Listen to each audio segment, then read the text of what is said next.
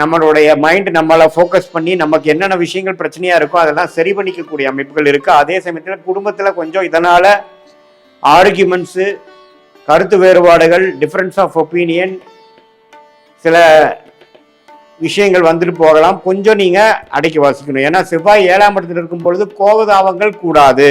வணக்கம் ப்ரோவாய் பக்தி சேனல் நேயர்களே, நான் உங்கள் அன்பான சயின்டிபிக் வேதிக் அஸ்ட்ராலஜர் அஸ்ட்ரோ அருண்ஜி பேசுகிறேன். குரு பாருங்க 9ஆம் இடத்துல உச்சம் பெற்றார். எப்போ 9ஆம் இடங்கிற பாகிஸ்தானத்துக்கு குரு வந்துட்டாரோ அதே ரொம்ப நல்ல விஷயம். ராசியை 5ஆம் பார்வையாக பார்க்கிறார்.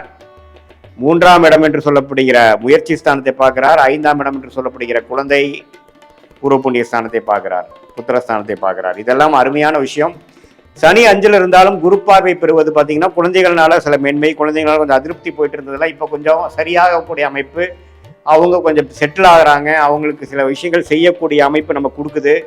அவங்கனால சில அனுகூலங்கள், நற்செய்தி கிடைக்குதுங்கிற மாதிரி அமைப்புகள் கொஞ்சம் வரக்கூடிய அமைப்பு இருக்கு. அதே மாதிரி ராகு 4ஆம் இடத்திலும் கேது 10ஆம் இடத்திலும் நீடித்திருக்கிறதுனால வேலை தொழிலில் ஒரு ஸ்திரத்தன்மை இல்லாத ஒரு அமைப்பு கண்டினியூ தான் ஆகும். என்னைக்கு என்ன வெடிக்க போதோ, எந்த மாதிரி ஒரு அமைப்பு எப்படி மாறப்போதோ, இதெல்லாம் வைத்து இந்த ராகு கேதுகள் 4-10 இருக்கும் பொழுது வேலை, தொழில், இடம், வீடு, வண்டி, வாகனம், தாயார், இதுல எல்லாம் பாத்தீங்கன்னா ஒரு ஸ்டெபிலிட்டியோ, ஒரு ஸ்திரத்தன்மையோ, ஒரு நிலைத்த தன்மையோ இல்லாமல் அவங்களுக்கு உடல்நல கோளாறா இருக்கலாம். தாயாருக்கு இடத்துல ஒரு பிரச்சனையா இருக்கலாம். வில்லங்கம் வரலாம். வண்டி வாகனத்துல அப்பப்போ சேதாரமாகி அதுக்காக சர்வீஸ் விட்டு செலவு பண்ண வேண்டியதா இருக்கலாம். தொழில மேன்மை பெற முடியாமல் ஒரு சரி பண்ணோம்னா இன்னொன்று பிரச்சனை வந்துடுது, இன்னொரு பிரச்சனையை சரி பண்ணோம்னா இன்னொன்று வந்துடுதுங்கிற மாதிரி ஏதோ ஒரு அமைப்புகள் நம்ம அதுல இன்வால்வ்டாகவே ஒரு ஃபோக்கஸாவோ சில மெனக்கெடுதலாகவோ இருக்கக்கூடிய அமைப்புகள் கொடுக்கதான் செய்யும். ராகுகேதுகள் 4-10 விலகிற வரைக்கும் இந்த அமைப்புகள் இருக்கு. ஆனாலும் குரு பார்வை இப்ப என்னன்னா, இதுக்கு முன்னாடி நமக்கு சமாளிக்கிறதுக்கு என்னடா பண்றதுன்னு தெரியாம இருந்தவங்களுக்குலாம் இப்ப எப்படி சமாளிக்கலாம், எப்படி இதுல இருந்து மீண்டு வரலாம் அப்படிங்கிற ஹோப் அண்ட் கிளாரிட்டி கொடுக்கக்கூடிய அற்புதமான ஒரு குரு பயிற்சியாக விருச்சிக ராசிக்காரர்களுக்கு போன மாசம் ஜூன் மாதம் நடந்துருச்சுங்க. ஸோ அதனால விருச்சிக ராசிக்காரங்களுக்கு இப்போ கிளாரிட்டி வந்துடும். அடுத்தது என்ன செய்யலாங்கிற ஒரு பிளானு, ஒரு ஹோப்பு, ஒரு நம்பிக்கை, ஒரு தெளிவு, இது எல்லாமே பெறக்கூடிய ஒரு அடித்தளமான ஒரு ஃபவுண்டேஷனான ஒரு மாதமாக விருச்சிக ராசிக்கு 2026 ஜூலை மாதம் வருதுங்க. அதே மாதிரி மாதம் மாறக்கூடிய கிரகமாகிய ராசி அதிபதியாகிய செவ்வாயை 7ஆம் இடத்திலிருந்து ராசியை பார்க்கறதுனால தனக்கு வேணுங்கிறதுலாம் கொஞ்சம் கெட்டிக்காரத்தனமா முடிச்சுக்கிறது, நம்மளுடைய மைண்ட் நம்மளை ஃபோக்கஸ் பண்ணி நமக்கு என்னென்ன விஷயங்கள் பிரச்சனையா இருக்கோ அதெல்லாம் சரி பண்ணிக்கக்கூடிய அமைப்புகள் இருக்கு. அதே சமயத்தில் குடும்பத்தில் கொஞ்சம் இதனால ஆர்கியூமெண்ட்ஸு, கருத்து வேறுபாடுகள், டிஃபரன்ஸ் ஆஃப் ஒப்பீனியன், சில விஷயங்கள் வந்துட்டு போகலாம். கொஞ்சம் நீங்க அடக்கி வாசிக்கணும். ஏன்னா செவ்வாய் 7ஆம் இடத்தில் இருக்கும் பொழுது கோபதாபங்கள் கூடாது. குடும்பத்தில் நிம்மதியை கெடுக்கும். அந்த அன்னோனியத்தை கொஞ்சம் குறைக்கும். ஸோ அதை நம்ம புரிஞ்சுக்கணும். அதே மாதிரி இப்போ கலப்பு திருமணம், வேற ஒருத்தரோட திருமணம் வர்றது, கலப்பு திருமணம் ஆகிறது, அல்லது ஒரு காதல் வருவது, அது மாதிரி விஷயங்கள்லாம் வரக்கூடிய அமைப்புகள் உண்டு. அது நல்லா பாசிட்டிவாக இருக்கும். அதே சமயத்தில் பார்த்தீங்கன்னா ராஜயோகாதிபதி ஆகிய சூரியன் எப்படி இருக்கிறாருன்னா 9ஆம் இடத்துலேயே குருவோட சேர்ந்து இருக்கிறது அருமை.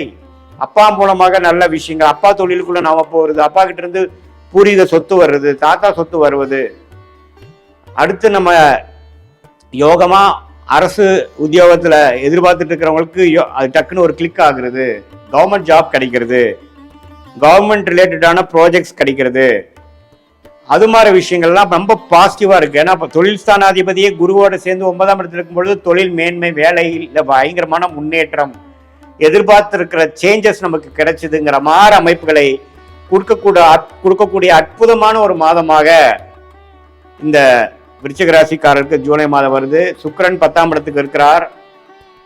அதே சமயத்துல அடுத்த வரக்கூடிய அந்த புதன் பாருங்க 8ஆம் இடத்திலே நீடித்திருக்கிறார். ஸோ இதுல இருந்து என்ன தெரியுதுன்னா, இந்த ரிசர்ச்ல இருக்கிறவங்க, வெளிநாடு போகணும்னு நினைக்கிறவங்க, வெளிநாடு படிக்கணும்னு நினைச்சு அப்ளை பண்றவங்களுக்குலாம் ஓரளவுக்கு தேர்ச்சி பெற்று அதுல விசா கிடைக்கக்கூடிய அமைப்புகள்லாம் இருக்கு. ஸோ எப்படி பார்த்தாலும் 9ஆம் இடம்ங்கிற பாகிஸ்தானத்துக்கு சூரியன் குரு வருவதும், 2 ராஜயோக அதிபதி யாரு, விருச்சிக ராசிக்கு சூரியனும் குரு தான், அவங்களும் நல்லா இருக்காங்க. சந்திரனோட வீடுங்கிற 9ஆம் இடத்துக்கு வராங்க. 8ஆம் வீட்டு அதிபதி 8ல் இருக்கிறார். கொஞ்சம் பணம் வர வேண்டிய விஷயங்கள்லாம் கொஞ்சம் வரும்.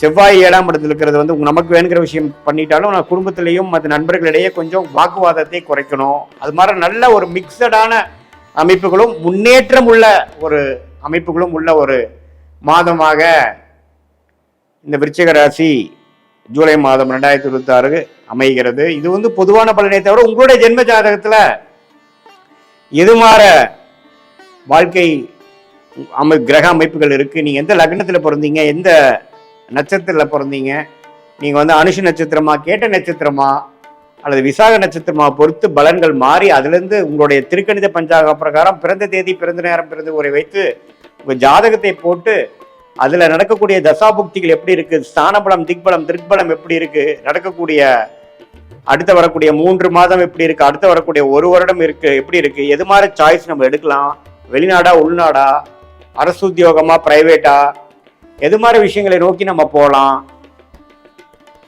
அப்படிங்கிறதெல்லாம் நம்ம தெளிவா ஜாதகத்துல பார்க்கும் பொழுது இப்ப நம்ம பேசின கோச்சார் அமைப்பு, ஆண்டு கிரகத்தின் சஞ்சாரம், மாத கிரகத்தின் சஞ்சாரம் சேர்த்து வைத்து பார்க்கும் பொழுது சயின்டிபிக் வேதிக் அஸ்ட்ராலஜி முறையில தெளிவான பலன்கள், அடுத்து வரக்கூடிய ஷார்ட் டேர்ம், லாங் டேர்ம் எப்படி இருக்கு, எது மாதிரி முடிவுகளை எடுத்தா நமக்கு சாதகமா வரும், எது மாதிரி முடிவுகள் நமக்கு சரியா வராது, அதுக்கு நேரங்காலம் என்ன, எப்போ வந்து அந்தந்த டைம் நடக்கக்கூடிய அமைப்புகள் இருக்கு, நமக்கு திருமணம் லேட் ஆகிற அமைப்பா, சீக்கிரம் ஆகிற அமைப்பா, எது மாதிரி திருமணம், திருமணத்துக்கு அப்புறம் வெளிநாடு போக போறோமா, அல்லது குழந்தை பேர் எதிர்பார்க்கிறவங்களுக்கு எப்போ குழந்தை, எது மாதிரி டைம் இருக்கு, எது மாதிரி டைம்ல ட்ரீட்மெண்ட் பண்ணலாம், ட்ரீட்மெண்ட் இல்லாமையே குழந்தை பெறலாமா, அதே மாதிரி நம்ம உத்தியோகத்தில் எப்போ உயர்வு கிடைக்கும், எப்போ நம்ம வந்து ஜாப் சேஞ்ச் பண்ணலாம், எப்போ நம்ம வந்து அடைக்க வசிக்கலாம், தொழில் எப்போ டெவலப் பண்ணலாம், உங்களுக்கு தொழிலா வேலையா, எது உங்களுக்கு செட் ஆகும், இப்படிங்கிற மாதிரி உங்களுடைய பிறந்த தேதி, பிறந்த நேரம், பிறந்த ஊரை வைத்து வரக்கூடிய உங்களுடைய கர்ம பலனை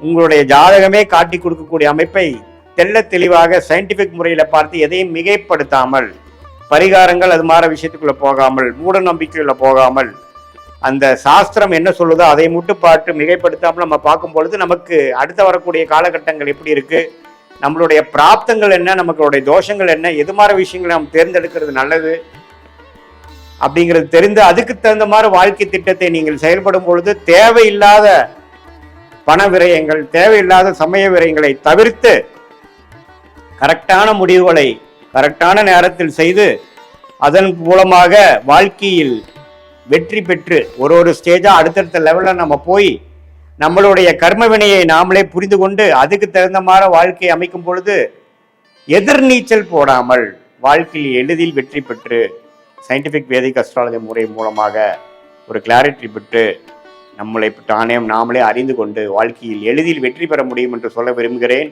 மீண்டும் மற்றொரு காணொளியில் சந்திப்போம். நன்றி, வணக்கம்.